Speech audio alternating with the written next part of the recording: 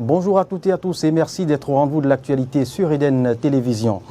On démarre par le démarrage justement de l'examen du certificat d'études primaires session de juin 2022.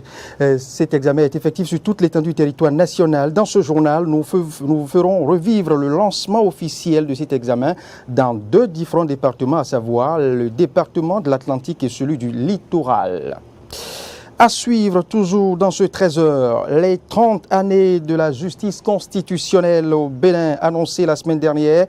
Elle s'est ouverte ce matin au Palais des Congrès de Cotonou. Les précisions dans un instant. Et puis au Nigeria, la barbarie djihadiste ne discontinue pas. Des dizaines de fidèles catholiques ont été abattus par des hommes armés non identifiés dans une ville de l'État d'Ondo, dans la partie sud-est du pays. Voilà pour les titres.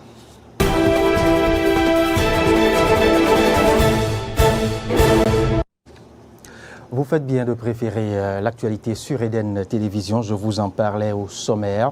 L'examen du certificat d'études primaires session juin 2022 est effectif sur toute l'étendue du territoire national.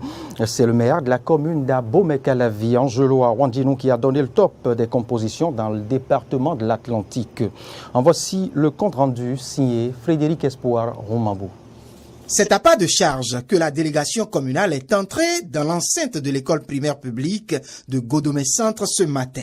Accueilli par le chef centre et le chef de la région pédagogique numéro 12, le maire et sa délégation ont lancé la première épreuve de l'examen, l'épreuve de lecture. Ceci sous un ciel clément à l'image de l'année scolaire qui s'est déroulée sans anicroche. La pluie n'a pas empêché nos apprenants, nos candidats de sortir de leur maison. Le représentant va aussi à l'endroit du chef de l'État. Nous remercions sincèrement du fond de cœur le chef de l'État et tout son gouvernement qui fait révéler autrement le Bénin dans le secteur éducatif. Et depuis l'avènement du nouveau départ, les grèves sont rangées au placard, plus de perturbations pendant l'année scolaire. Les examens se tiennent à bonne date, les résultats aussi pareils. C'est ce que nous voulons. À 8h30, la première épreuve de lecture a été lancée. Alors c'est à l'heure actif.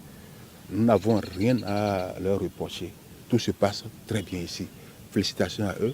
En distribuant cette épreuve de lecture, Angelo Arwandjinou n'a pas manqué de prodiguer quelques conseils à ses futurs collégiens. Aux candidats, nous leur souhaitons beaucoup de courage.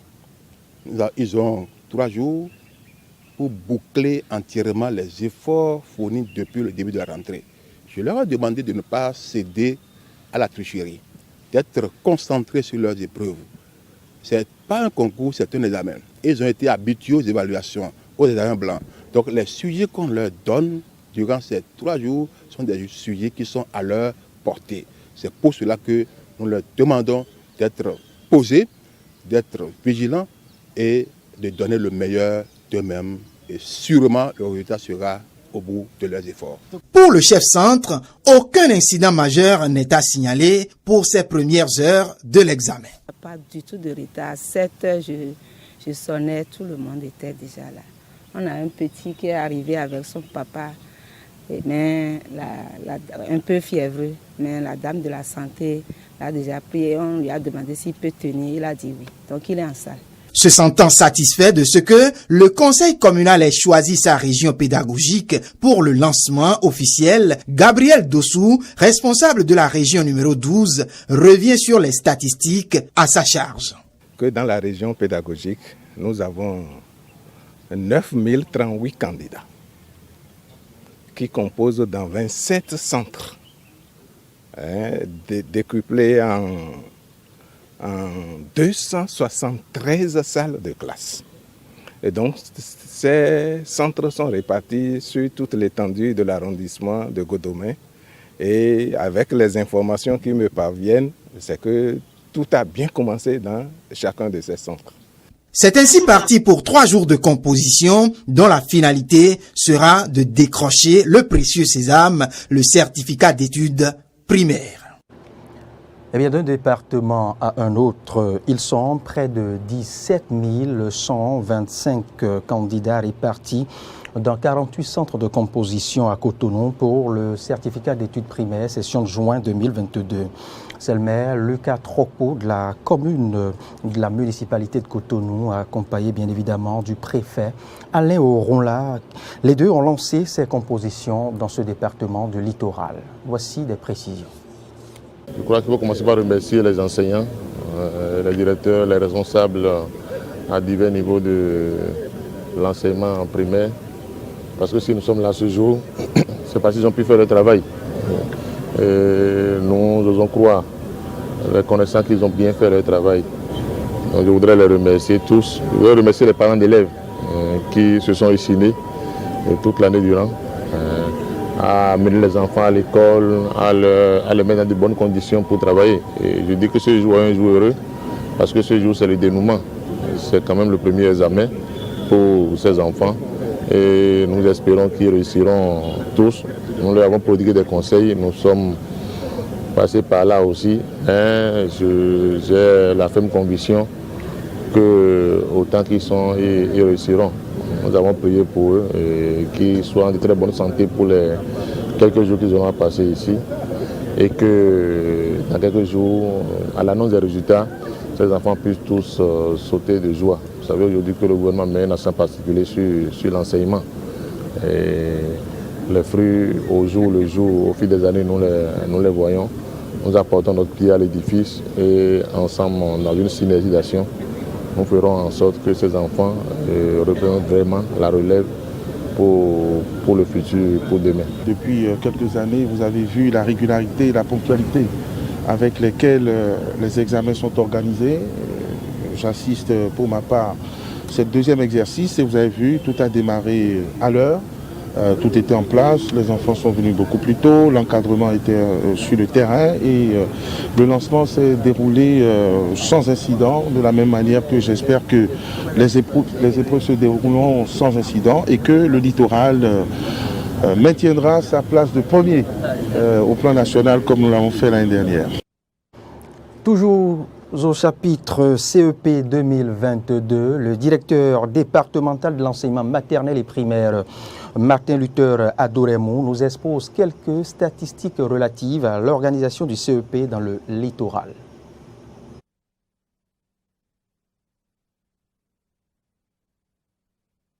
Parti en deux groupes. Il y a les candidats classiques et ceux à besoins spécifiques.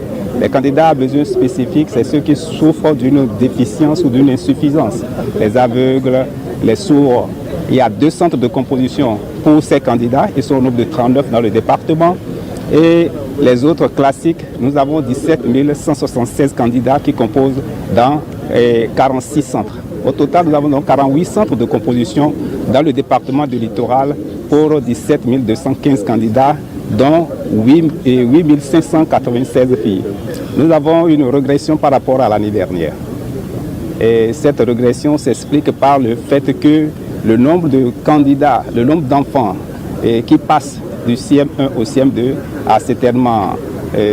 est légèrement inférieur par rapport à celui de l'année dernière.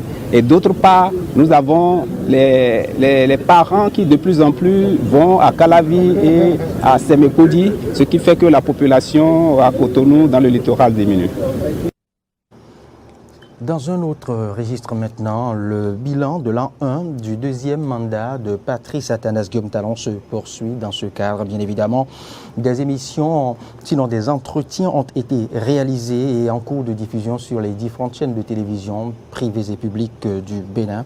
Je vous invite ici à suivre l'émission qui a reçu, sinon l'entretien qui a reçu le ministre Salimane Karimou des enseignements maternels et primaires. En voici juste un extrait.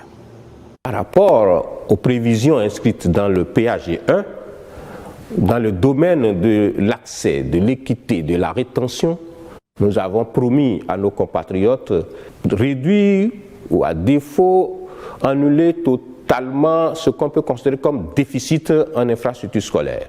C'est ce cas-là, nous avons prévu la construction de 6 000 salles de classe durant le premier quinquennat, ce qui a été totalement mis à disposition.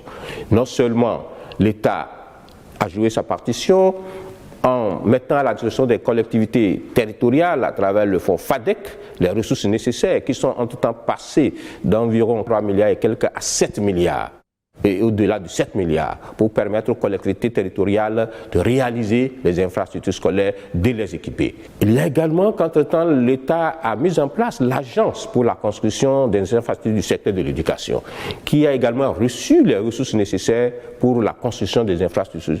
Donc les 6 000 salles de classe prévues ont été totalement réalisées et on est allé même au-delà. Nous avions prévu la réfection de 15 000 salles de classe. Là également, c'est totalement réalisé. Au point où aujourd'hui, en termes d'accès, nous pouvons vous dire que nous avons encore aujourd'hui plus de 3 000 salles de classe inoccupées.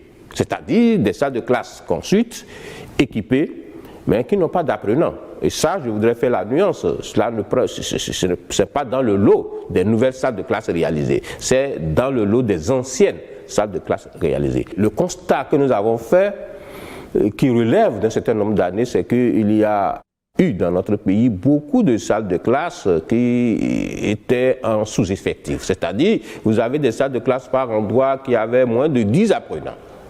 Et pour un enseignant. Et quand on fait le décompte, on trouve qu'il y avait 12 000 enseignants qui manquaient. Alors, il fallait remettre de l'ordre dans tout ça, ce que nous avions fait, et nous avions procédé, n'est-ce pas, au regroupement, n'est-ce pas, des élèves dans les complexes scolaires.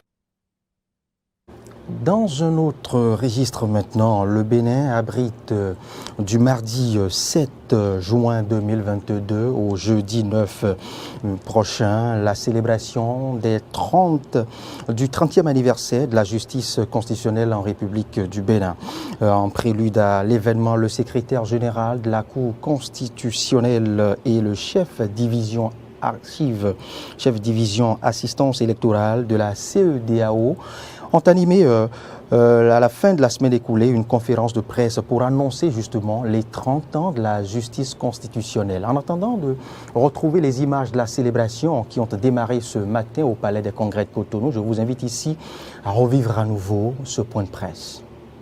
Ce trentenaire de la justice au Bénin est une activité conjointe de la Cour constitutionnelle du Bénin et de la Communauté économique des États de l'Afrique de l'Ouest, CEDEAO. L'événement, qui devrait être célébré l'année dernière, a été reporté en raison de la pandémie de la COVID-19. Dans son intervention, le secrétaire général de la Cour constitutionnelle a donné la raison pour laquelle il s'agit des 30 ans de la justice et non de la Cour constitutionnelle. La Cour constitutionnelle a été mise en place en 1993 et aura 30 ans l'année prochaine.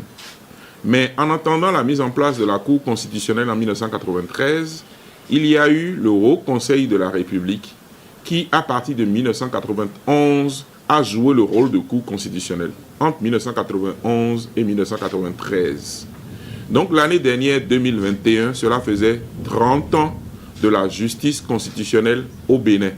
Si on cumule au Haut Conseil de la République pendant 2 ans, et les 28 ans des différentes mandatures, y compris la 6e en cours, ça fait donc au total les 30 ans de la justice constitutionnelle au Bénin. C'est cette importante manifestation que nous célébrons donc les 7, 8 et 9 juin 2022 à Cotonou, conjointement donc avec la CEDEAO qui va également avec nous organiser ce que nous appelons la première rencontre des hautes juridictions ouest-africaines en charge du contentieux électoral.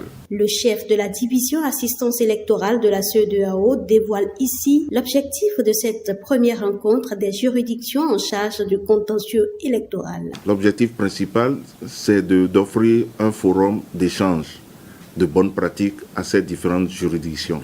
Parce que, comme vous le savez, notre région Afrique de l'Ouest a 3 sortes de juridictions, c'est-à-dire des juridictions dont la pratique est héritée de la pratique coloniale.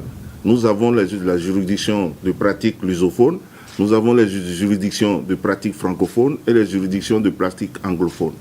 Et toutes ces juridictions ont des pratiques différentes, bien que le droit soit universel, mais les pratiques sont différentes. Et c'est pour ça que la division assistance électorale a estimé qu'il faudrait offrir un cadre d'échange parce que ces différentes pratiques peuvent servir à d'autres. 3 activités sont au menu de cette célébration. La première activité, c'est une table ronde autour du thème « Les cours constitutionnels et les juridictions communautaires ». Les relations entre les cours constitutionnels et les juridictions communautaires. Nous allons dialoguer pour trouver les pistes de solutions pour que les juridictions constitutionnelles et les juridictions communautaires ne se déchirent pas, mais contribuent ensemble au même objectif qui est la mise en place de l'état de droit dans notre sous-région. La deuxième activité, ça va être la remise des études en hommage aux mandatures présidées par Madame Ouensou, Madame le professeur Concepcia Denis Ouensou. Nous allons lui rendre hommage à travers ces études-là. La troisième et dernière activité rentrant dans le cadre de ce 30e anniversaire, ça va être ce qu'on a appelé la remise donc, du prix de thèse Maurice Glélet à Hanzo. Sont conviés à cette rencontre les présidents des juridictions en charge du contentieux électoral et leurs secrétaires généraux, ainsi que les présidents des commissions électorales de chaque État membre. Et pour mettre un terme à ce point de l'actualité sur Eden TV, nous nous rendons maintenant au Nigeria où des dizaines de fidèles de l'église catholique ont été abattus par des hommes à main non identifiés. Le massacre a eu lieu à la sortie du culte de la Pentecôte dans une petite ville de l'état d'Ondo dans la partie sud-est du pays. Une région pourtant épargnée jusque-là par les violences qui ont ensanglanté bien d'autres régions du Nigeria. Un médecin cité par l'agence Reuters a estimé dimanche que pas moins de 50 corps ont été amenés dans les hôpitaux de la ville. L'évêque ainsi que le gouverneur de l'État se sont immédiatement rendus sur place pour assister les différentes familles éplorées. Ce dernier, bien évidemment, l'évêque a parlé d'un dimanche noir et d'une attaque vile et satanique. Le pape François, quant à lui, à Rome, a fait savoir qu'il priait pour les victimes et pour le pays. Quant au président Muhammadu Buhari, il a estimé que seuls les démons avaient pu concevoir et commettre un acte aussi ignoble. Et c'est tout pour ce point de l'actualité sur Eden Télévision. Merci de l'avoir suivi et prenez du plaisir à suivre nos programmes sur Eden TV.